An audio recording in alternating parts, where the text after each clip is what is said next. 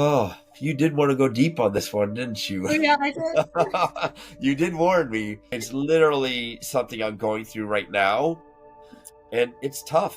It's tough. I mean, like these challenges I'm dealing with right now is not something that I did like 15 or 20 years ago. It's what I did like 15 or 20 months ago, right? I made some mistakes, and they're mistakes I made last year that I'm dealing with right now. It's very, very challenging. I think that's part of the reason why it's important never to stop learning, because if I don't learn from these issues I'm going through right now, I'm going to repeat them later, right?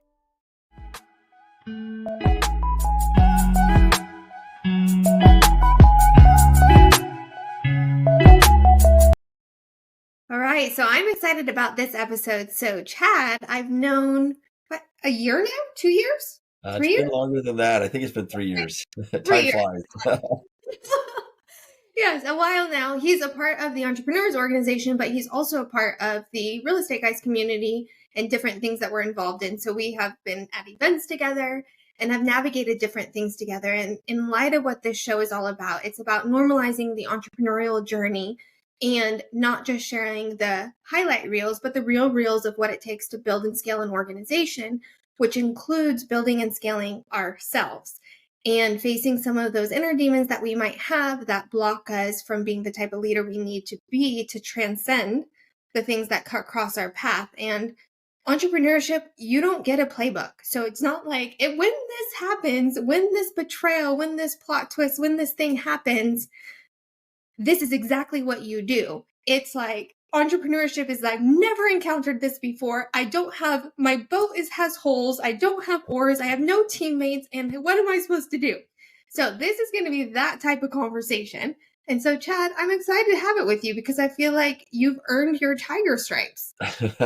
Well, maybe I've earned a few, and I'm still earning some more. I think your analogy on the boat is very adept, and I feel like I've been in that place a lot, and in some ways I still am in some areas of my life, but it's a work in progress for sure.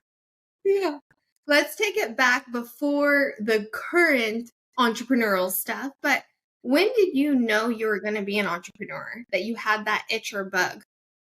So I'll tell you a story. The very first entrepreneurial experience, although I didn't really know it back then, but believe it or not, I was about 9 years old and I wanted to make some money and I was bugging my dad. So I said, Dad, what can I do to make money? And he went off to work. He's like, look, we got bunch of weeds in the backyard.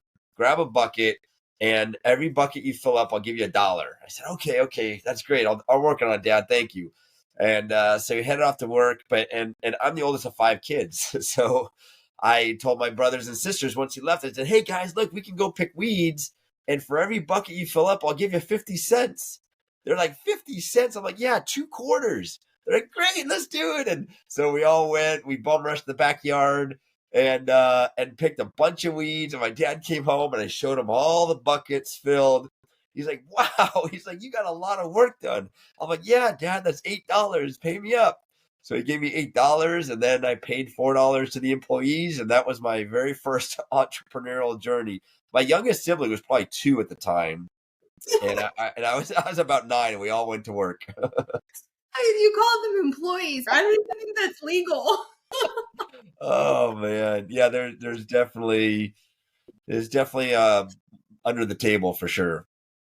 I love that too, because you actually at 9 years old had sales skills Yeah. because and financial modeling. Because that's pretty impressive. Oh, I had to So make it work. Yeah, so that was the very first one, and I've since have started or helped found 8 different companies.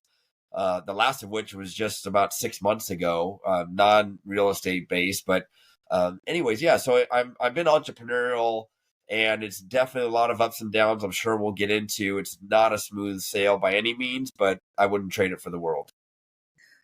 and in your entrepreneurial journey, and you're familiar with traction with EOS, right? Yep. Yeah. Or do you identify more as a visionary or an integrator? I think more as an integrator. I appreciate the visionary part of it, but I get in my own way in that regard where I'm probably a lot like you actually, roll up my sleeves and just want to get to work and get it done. and that gets in the way of being a visionary, right? Because it's very difficult to do both. And Yeah. so I think naturally I'm more of an integrator, although I definitely appreciate the visionary side of things, but I get in my way too much. Yeah. I can relate to that because my most of building and scaling businesses was as integrator. And then I transitioned to visionary, and visionary doesn't have as many check boxes. So it's like less rewarding in a way because Yeah, I cannot see it's a longer time horizon before I see the results, and I tend to not be the most patient person in the world. So it's like I want to get it done, I want to get it done now and execute, yeah, which has served me, but the one hand where it hasn't served me, which I think we share in common, is I bite off more than I can chew sometimes.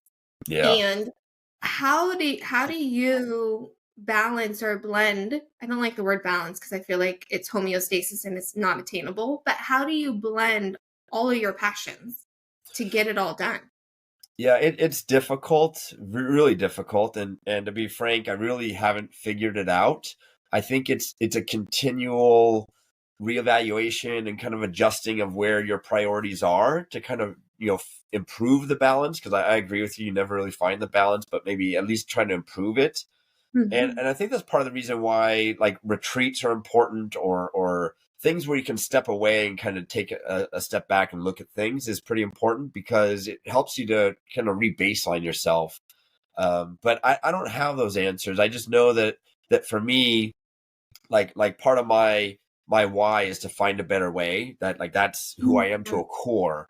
Mhm. And so I'm always trying to improve things, and balance is another one of those, right? And like I mentioned, I just started another company about 6 months ago, and I'm working two businesses right now, and I'm totally underwater. I have probably like the least amount of balance that I've had in maybe my whole life. I don't know. It's been a long time to where it's just way too much. So like I know this pendulum is always swinging, right? And for me, just to kind of be transparent, like right now I'm totally buried and underwater. I bit off way more than I can chew.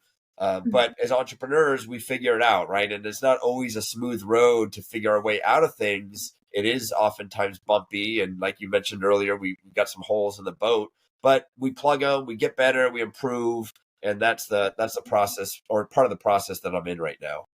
So if we take this a layer deeper, I have been there multiple times, totally trapped in my businesses, trapped in even in my psychology around the narrative I'm saying of like this shouldn't have happened. If I had made this decision 5 decisions ago, I wouldn't be in this situation. Yet that's not really productive self-talk to move us towards a solution. So how do you like what's your psychological journey from going from trapped to untrapped, because you've done this probably multiple times in your 8 businesses. Unfortunately, yes. More times than I'd like to count. But I tell you, Stacy, what helps me, and it's maybe something I learned when I was getting my MBA, was the whole idea of a sunk cost, right? Mm. And it really, and actually, your dad can probably relate this too, as well. Like separating the emotion from the rational side of thinking. It's a lot of times it's a lot easier said than done. But the idea of a sunk cost means, like, at least in business, like you've already spent the money and it's gone. Like there's nothing you can do about it. All you can do is decide, look at where you're at today and what do you want to do moving forward. And again, it's easier said than done, but I continually try to think of this idea of sunk cost, because like if you don't, you end up second guessing yourself so much, and it can actually get a little depressing. Like I made a wrong decision 5 decisions ago, and now here I am, right? Like you could really tailspin yourself into that kind of thinking. So I always tell myself, okay, this is where I'm at today, ignore the past, here's what I'm at today, and with the time and resources I have right now, what's that decision that I want to make moving forward? And again, it aligns itself well with that whole idea of finding a better way. Mhm. And so I try to not look back so much, and just moving forward, and just using the idea of a sunk cost to not hold me Mhm. down. Do you do that process alone, or do you have like thought partners along that journey? That's a good question. I think a lot of it I do alone. although I do, one of the things, like, people always ask me, like, oh, what would you tell yourself 20 years ago, right? Like the main thing I would tell myself 20 years ago is to do better networking and hire mentors, right? Mhm. Because, like, I've done so many things on my own. I found out I found out a lot of obstacles myself, the potholes, and I really wish that I would have turned to mentoring sooner and actually hired people to help me, which I do a lot more of now. And it's been incredibly helpful to do that. It's an investment, but I wish I would have started that earlier. So, I to answer your question, yeah, I do work with mentors and mastermind groups to help to help me, navigate through some of this stuff. As you mentioned earlier, you and I are both a part of the Entrepreneurs Organization, which is amazing for kind of getting deep and figuring some things out, and that's been very helpful for me as well. So I do try to bounce ideas off of others and lean on others a lot more than I used to. Yeah. For your motto, which is your core, a better way, how did you come up with that? And how are you so strongly anchored to it when life storms come and your boat is sinking? Yeah, so what I did, and it took me a while to figure that out. I actually hired a coach to help me figure that out. I probably, let's see, this was only maybe like 6 years ago or so. So I'm 48. So like 42 years old, I hired a coach to help me find out, what I'm all about, find my why, because I was Yeah. in a transition between careers, right? I built up a business, I sold the business, and I wanted to really take a step back to figure out, okay, what do I really want to do on this next chapter of my life? Mhm. So I hired a life coach, if you will, for that. We spent probably about maybe 7 or 8 months kind of doing some deep dives. We went a lot of the framework we followed Simon Sinek's book Start with Why, and really dove deep. And through that process, I found out my why is to find a better way. How do I do that? Is by continual learning and mastering things. I have three Mhm. master's degrees. And I'm like, oh, okay, it all makes sense. That's what I like to do. I like to master things. And then what do I do is to challenge the status quo, which is CSQ Mhm. for CSQ properties. But at the Mhm. core of it is to find a better way. And then what do I Mhm. do about that is I challenge the status quo. So that Mhm. to me, that's who I am. It took a little while to figure that out. And like I said, I didn't figure it out till I was in my 40s, but Yeah. better late than never. Yeah. Okay, this will be interesting. So I suffer from the same thing you have. I don't have 3 masters, but I am an obsessive compulsive learner. If I'm not curious about it, I don't even bother learning because eventually when my curiosity comes back around, I will read every book, watch every YouTube, go to every seminar, call everybody I know, ask everything. But my obsession with learning is the thing that has also trapped me because it's my passion. And if I turn off my curiosity, I turn off learning, which is also the thing that has driven a lot of my success in business, but it's also the thing that traps me. So Yeah. that part is like, I don't know how to have psychological discipline in my computer tabs in my brain. It's like, okay, I want to learn about financial modeling. I want to learn about taxes. I want to learn about real estate. I want to learn about speaking. I want to learn about health. I want to learn about cryo. I want to learn about meditation. I want to learn about mindfulness. And then I go down these 20 rabbit holes and I don't necessarily excel at all of them. I excel at some of them, but how do you close your tabs and like be present for your wife and your kids and how do you do that? It's really tough. It's really tough. And I'll say I've kind of also learned over the years that so much thirst for learning can actually be an anchor to scaling. And what I mean by Mm, that is that if you're so buried in learning and educating yourself, like, you spend all the time doing that. And mhm, for me, that was me, right, for a long time. And it still is me naturally. But scaling is also really important. And in order mhm, to successfully scale, you need to get outside of yourself and build a team. And you need to mhm. rely on your team to have that education, not necessarily you, because you quickly become the constraint to scaling your own mind. Like, as smart as you want to be and as hard as you want to work, like, that will be the constraint to the growth. And Yes. so, and it took me a long time to get out of this, And I'm still working on it. I haven't figured it all out Sure. because naturally that's where I go to. But Right. I need to say, okay, maybe I don't need to learn all this stuff.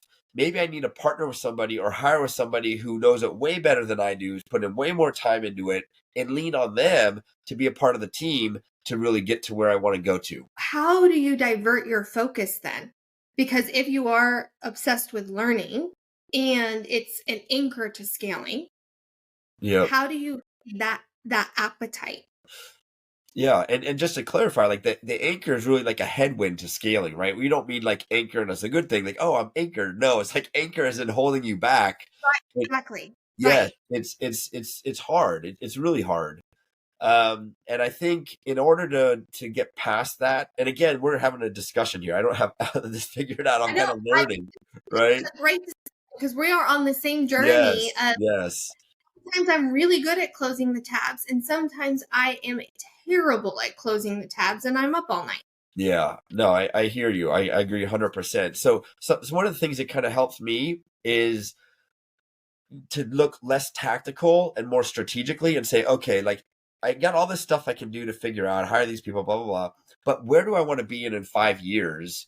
And those tend to be pretty lofty goals, right? If you put your vision out far enough, this is coming from an implementer, but if you put your vision out far enough, then that can give you some clarity on which direction you need to go to.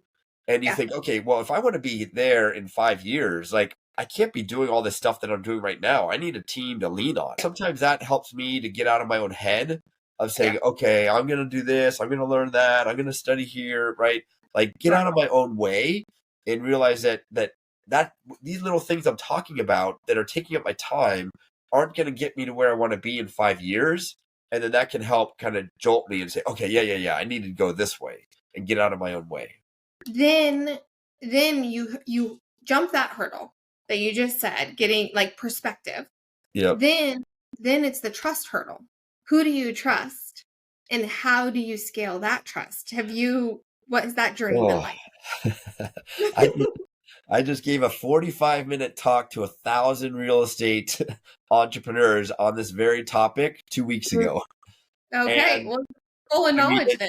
it's literally something I'm going through right now, experiencing right now on one of my large deals when you partner with people and you don't really like you think you can trust them, you think you do, but then like you really don't know until you go through a problem, right? Or in this case, a distressed deal.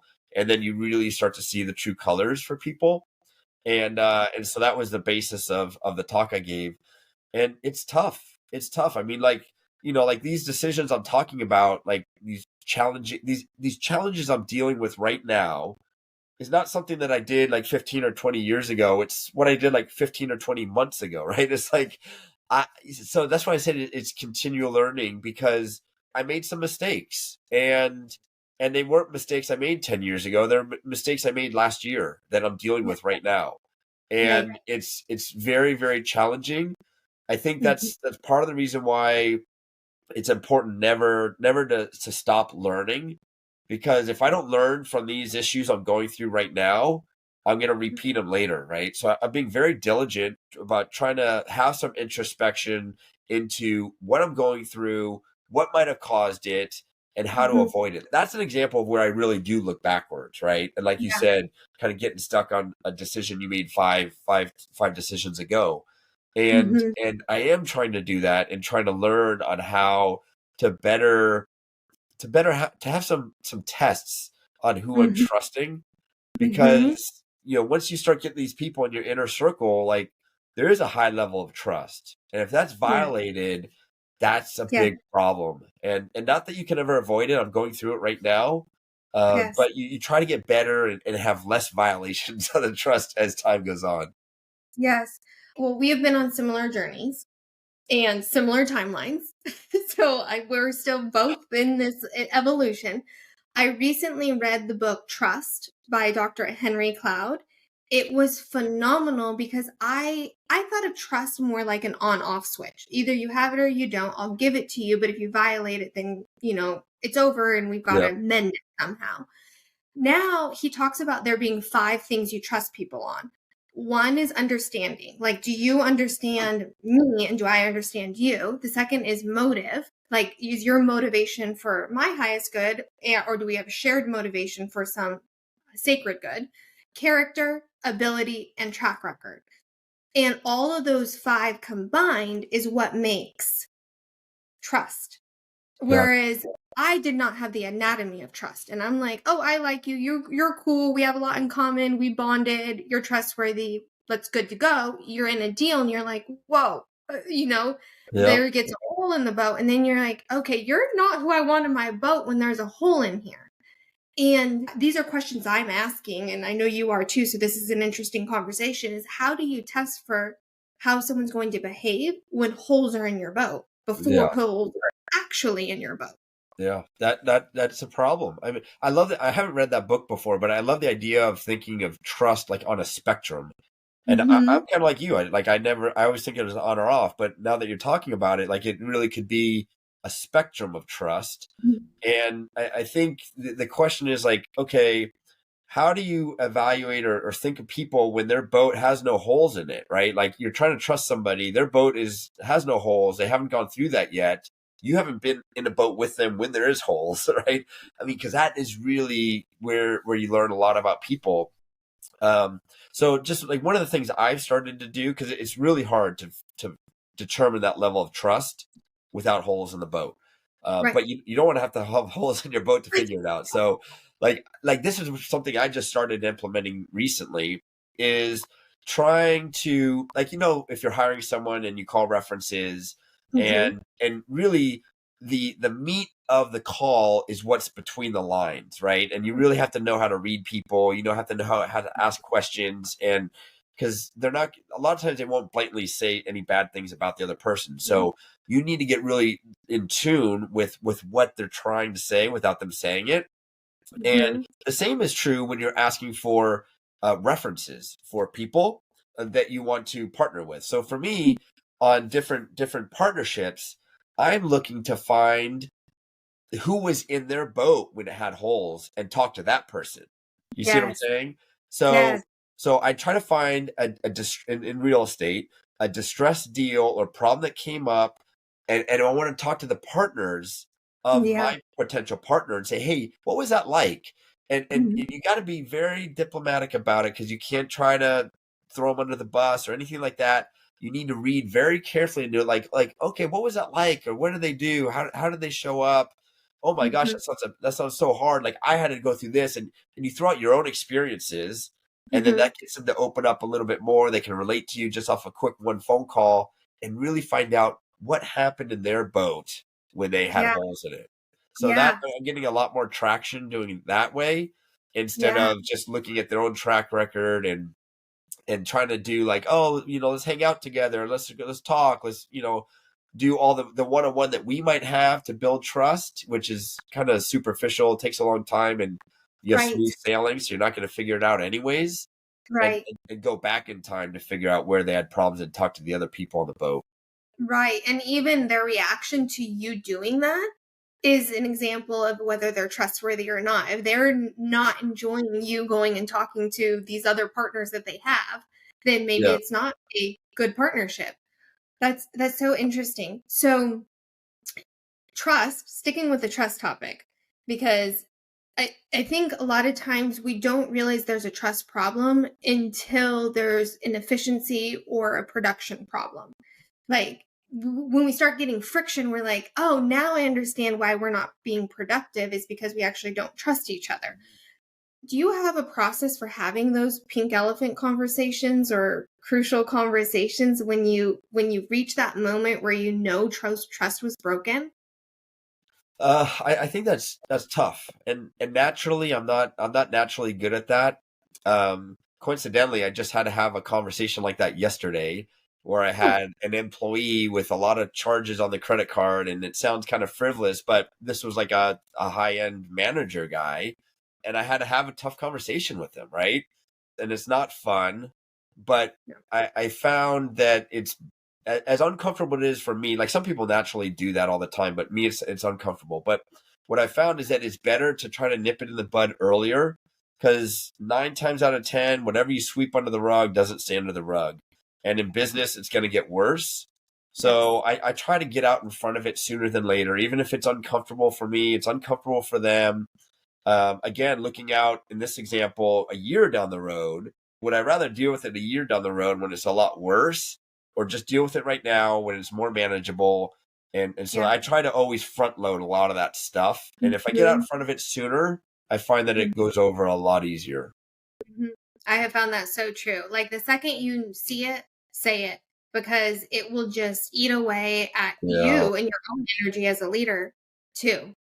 Yeah. I want to kind of switch gears. I mean, it's kind of similar gears, but you had a family business for a while. I don't, Yes. do you still have that? Or you exited that one? So I exited that one, but that 6 months ago, I went back to help start a new division at the company. So I'm kind of back. I'm back, but not in an ownership role, right? It's a short term, start a company, get it up and running. So I got four or five employees now, and Yeah. we did all the branding, the website. Yeah. We're doing our value proposition. We've got contracts coming in, so it's a real business, but it's more on a short term basis, Yeah. temporary basis, we'll say. I'm just curious the contrast between your experience in business, not with family, because you have a collection of businesses in that fashion, and then your familial businesses. Have they been different, or what has been the compare and contrast of those two experiences? Yeah, so they are different, and there's pros and cons to both. I would say like one of the obvious pros is trust. Like you automatically have this kind of deep level. Hopefully, you have a deep level of trust with a sibling or family member that you're going into business with. But that can also be the worst trust that's broken, right? And I've seen that not in my personal experiences, but with other family members. I've seen that trust violated, and that's like earth shattering when that happens. So I think naturally the trust is developed really quickly. You can lean on them very quickly, and they can lean on you, and that there's a lot of big positives there. Some of Mm-hmm. the negatives are like, where does the business line stop and where does the family line start? That Mm-hmm. gets really, really tricky. And that's when, family dynamics come into it, right? Like, so I mentioned to you, I'm the oldest of five siblings, right? The Yeah. oldest of five it has a different perspective than the youngest of five or the middle child, and I'll tell you, in the lighting business, I ran for 17 years, and it was mostly my brother and I that were the partners. But at one time or another, my other brother worked for us, my other sister worked for us, my my other sister works with us now. My mom worked with us, and my dad worked with us. Right, all seven of the family at one point or another worked Yeah. at that company. Yes. And actually, we actually started filming a TV show on it, a reality show. We did a pilot season for it. I won't go into all that, but I mean, it was like reality Wait, is this reality coming out? TV. Is this No, coming out? Oh, no, okay. no, no, no. This is reality TV caliber stuff that we had to go through Mhm. as a big family running a very stressful company. Yeah. And it's really tough to find out where those lines start and end. Mm-hmm. And things come up, right? I mean, those are like that's part of the negatives is what you're doing at the family dinners, and well, you're not my boss right now, and that gets really, really tough. And Yeah. I think at the base level, you got to have a really strong relationship with your family members in order to weather some of those storms, because Mhm. you can't walk away from that, right? You can't walk away from family. So it's really difficult. And one of the things I learned, one last thing real quick, it's interesting. I had family members that I enjoyed working with more than I liked being family with, and vice versa. And it's kind of weird how that works. Like sometimes you're like, "Oh, I love you as a family member, but you know what? I don't like working with you," or we kind of butt heads on the personal stuff, but you're an amazing person to work with. Yes. And I guess when you're a family of seven, you have the different personalities, and I saw that come across, and it was weird how it was very, very different in that regard. And I didn't expect that until I started working with family. Yeah. I'm one of six kids and family business and non-family business, so I get all of that. Did you guys create any rules around it? Like parameters or code language, like at dinner tables, or was it just free for all? Yeah, I think it was the latter. It was a free for all. Yeah, I mean, and look, in hindsight, it probably would have been good to have some of those parameters set up, but we didn't do it, and it was a free for all. Fortunately, we're a pretty strong family, so we've weathered those storms pretty well. A few bumps and bruises along the way, but overall, pretty good. But yeah, Mhm. some parameters probably would have been helpful. I'm not speaking. We don't have parameters, so we're a free for all family also. So, um, sometimes though there is the respect, like, hey, I'm actually going to go into the ocean right now, and on the beach, I don't want to be having this conversation, and Yeah, so walk away and go do something different. yeah. But in your businesses that are not family, how did you build trust if you got an integrator in one of those businesses or operations manager? What was your process for building trust with them? Because that is a complete contrast to family dynamics. Yeah, so I'll tell you how I did it, which I don't know if it's the best way or not. Again, I think part of it is me getting in my own way on the integrator side. I tend to lead by example a lot, and I I I won't have anyone do a job that I haven't done or won't do myself. I tend to work long hours. I work pretty hard and leading by example, and I find that that's like an easier way to motivate people and kind of bring them along. And Mm-hmm. and when you go through those challenges, whatever they might be, that does build up trust, right? So like if I'm there, if I am there and working hard to try to make something easier for somebody else, then that Mm-hmm. that builds trust. Like they're like, oh my gosh, this guy's got my back. I can trust him, right? So I think the trust happens through time and experience, rather, at least in my experience, that's how it's happened. With putting in time and experience with people or going through difficult experiences, to where they realize that they can trust me. That's how I've done it, and Mm-hmm. it's, I think, worked out pretty well because in my companies, like one of my core values is grit, right? And that like I live and breathe by grit. Mm-hmm. And but it gets tough, right? It's tough when you got those gritty moments. And if Mm-hmm. I want to expect that of other people, I need to be doing that as well, at least to the same degree or to an increased degree.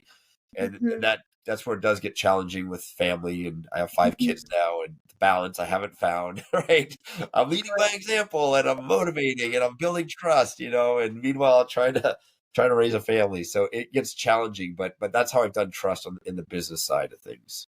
I think I'm seeing something about you that maybe I hadn't seen before, but it's probably a mirror, which is I put a lot of pressure on myself. And Yeah. I feel like you're putting a lot of pressure on Oh yeah. yourself as well. 100%. And sometimes it's my own pressure that is hard to carry. Not really what I'm doing, but the pressure I'm putting on myself to do it. Have you even been aware of this? Because I feel like I'm looking at you aware of it. And if so, do you have any inner reckoning with that about that level of pressure? Oh, you did want to go deep on this one, didn't you? Oh, yeah, I did. You did warn me. So I do put a lot of pressure on myself, and even like right now at this life stage I'm at, like an incredible amount of pressure right now. And some of the challenges that I face, like I physically don't know how to quit. And I'll tell myself like times like so much pressure, and I tell myself I wish I knew how to quit. I tell myself that. I'm gonna try not to cry right now. But I feel like I push myself so hard, and literally wishing I wish I knew how to quit, because then it would become easier. But I Right, don't know how to quit, and I just keep going, and I can't stop. The right. pressure is like, it feels insurmountable, but I don't know any other way. So I just keep going. The pressure is there. It's brutal. It's like, to be truthful, it's brutal right now. And I tell myself that at some point I'm going to look back on all this pressure and have like an amazing hero's journey, that I didn't give up. But the pain in the ass thing is I'm not there yet. And Yes, it's Stacy, it's freaking brutal. It's brutal. Sorry. it is. Yeah. Sometimes you can go in a hole and then you're like, I can't go in the hole because I got to just Yeah. keep going. And so then the grit in us activates, the Yeah. learning, the conquer, the resilience, the all of that gets activated. But it is brutal. Like it's almost I was realizing through my own journey that, we build these businesses, we buy these investments for passive income so we can have freedom. And then we sacrifice, like we're talking eyes open freedom, like time, money, location, Yeah. memories, like, and then we sacrifice all of the eyes closed for freedom, like joy, peace, love, connection, because we're putting so much pressure on ourselves. And I'm like, there's got to be a way we can integrate our eyes open freedoms and our eyes closed freedoms, so we're not abandoning ourselves in the pursuit of growth and doing it. Because I think you're like me. I don't know that I could ever quit. Like there's just this something in me Yeah. that does not turn off. I am alpha. I am driven. I am curious. I want to learn. I want to build something. I want to create. And I also want to have a loving relationship and family and memories and be present around the dinner table and not sacrifice that. Yeah. And it's hard. It's brutal. I've wished to be able to quit sometimes. I mean, like literally wishing. I wish I could quit right now, Yeah. and it literally is not in me. And Yeah. I feel at times like I'm just like work myself to the bone because I can't quit. It's almost like if you've seen how the Navy SEALs train, Hmm. and they're sitting there in the quad and doing their routines, especially during Hell Week, the grinder, and Hmm. the bell is right there, right? And you got the sergeants yelling and screaming, like they have a nice pot of warm hot cocoa for you, and they say all you need to do is ring the bell, just ring the bell, and this is yours. And like I'm Yeah. telling myself in my head, if I could just quit, maybe some of this pressure would come off my shoulders. But Yeah. like you said, it's not in my DNA. I can't do it, even though I wish I could do it at times, because I Mhm. know that living with regret will be worse than living with the easy now. And it's like that. I don't know. That's just in my core, in my DNA. And I just keep going, even though I feel like I kill myself at times because I don't want to have that regret later. And I just forge ahead, and I haven't rung the bell yet. Yeah. I wonder how much of this is psychological and not logistical. Because my sister and I have been having this conversation when we talk about building businesses. We're like, okay, we got to do this. We got to make this promo plan. We got to build this funnel. We got to do X, Y, and Z, which are all the things we know how to do. And then we're like, okay, but we want to do it faster and we want to do it better and we want to optimize and we want to do A/B testing and all the things. And then we keep telling each other, like, we're making dinner, we're doing it, and we're judging ourselves while we're doing it. It's like when you go to make dinner as a family, it's like, we got to make dinner, we got to do dinner, the kids are hungry, and it's like we're in the process of doing the thing and we're criticizing and judging ourselves the entire time we're in the process of doing Yeah. the Yeah, that's brutal.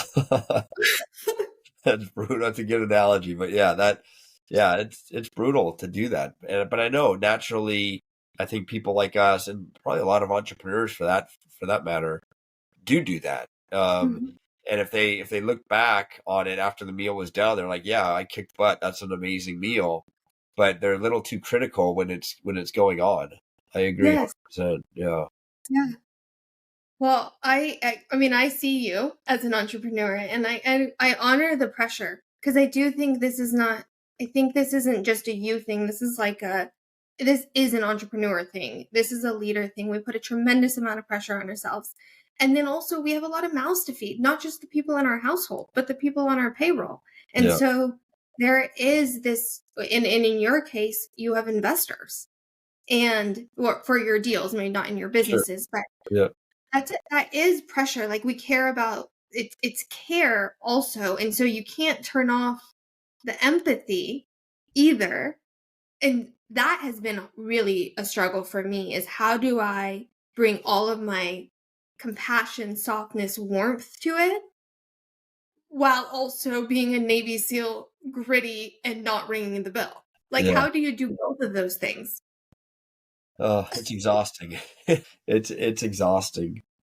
Yeah, I don't know. I mean, I think it helps to celebrate the wins a bit more. I think naturally we just win and we move on. So like intentionally, I've tried to celebrate the wins a lot more, even though there's might be small things, just to take a brief pause. The other thing, which I know I've learned a lot about from the real estate guys, is the gap and the gain. You know that Yeah. the book, but focusing a lot more on the gain rather than the gap. Hmm. Um, Another thing I've learned is wherever my feet are is where my head's at, and Yes. I learned that from Bedros Kahulian, I think his last name is. But like basically, we do all these different things, and just wherever your feet are, that's where your head should be at. Don't let it drift. Don't let it do this. That's where you're at. Like right now, you and me, this is where I'm at. Right, want to give it 100%. It's hard to do that, right? Because like you mentioned, you're on the beach and you want to take a phone call. Like, okay, take a phone call, do the work, blah, blah, blah. But if you're able to compartmentalize your time a little bit more and say, no, right now I'm at the beach. Let me recharge. Let me have some time for me. And then you do that, right? But then Hmm. when you're at work, you're not daydreaming about the beach. You're at work, Right. right? You gotta get the work done. So it goes both ways. But those are some of the things that I've been trying to do to kind of keep my energy high, keep moving forward, and not crumble under pressure. Yeah. Have you read the book Building a Second Brain? No. I've read it probably coming back from one of the syndication seminars. I listened to it driving between Dallas and Austin maybe a year and a half ago. But fundamentally, there, all of us, we're solving between 10 and 20 hard problems in our lives. Whether it's like, okay, I'm trying to solve my marriage problem, I'm trying to solve this issue with my kid, I'm trying to solve this financial problem, I'm trying to build this business, I'm trying to create this funnel. We're solving a handful of really hard problems that we just keep thinking about. And what I was doing prior to reading the book was I would have different journals I'd write things down in. Now I have Notion, and I literally have in Notion questions, and all my hard questions are listed. And every time I have an idea that's like, oh, that would solve that hard problem, I go just make a note in there. Huh. And some of that has helped the psychological burden of what I'm carrying a little bit more. I don't know if you have a practice similar to that. No, that sounds next level. I haven't gotten there yet. I'm still working on one brain. But you're all about a better way. I I feel like this is know. right up your alley. I might have another book to read. There you go. Well, what are you most excited about with the projects that you do have going on? Even though it's taking grit, but you know you're gonna get through. What's pulling you? Yeah, so for me, and I'm all about freedom for me, my tagline is freedom through passive income. I'm really excited about real estate right now. I think we've got a really unique buying opportunity in the next 12 months or so, to where you can scoop up some of these deals at a good discount that we haven't seen in at least 10 years, and we probably won't see for another 10. So I'm gearing up to try to tackle some of these real estate deals, bring investors along with me, and really try to keep forging ahead for freedom through passive income. I love it. And if folks want to connect with you, where could they find you? So best bet is anywhere on social media is just at CSQ Properties, like challenge status quo, CSQ Properties. Or also if they want to get in touch with me personally, info at csqproperties.com. Awesome. What's your ideal passive investor? Yeah, so for me, a lot of it is business owners.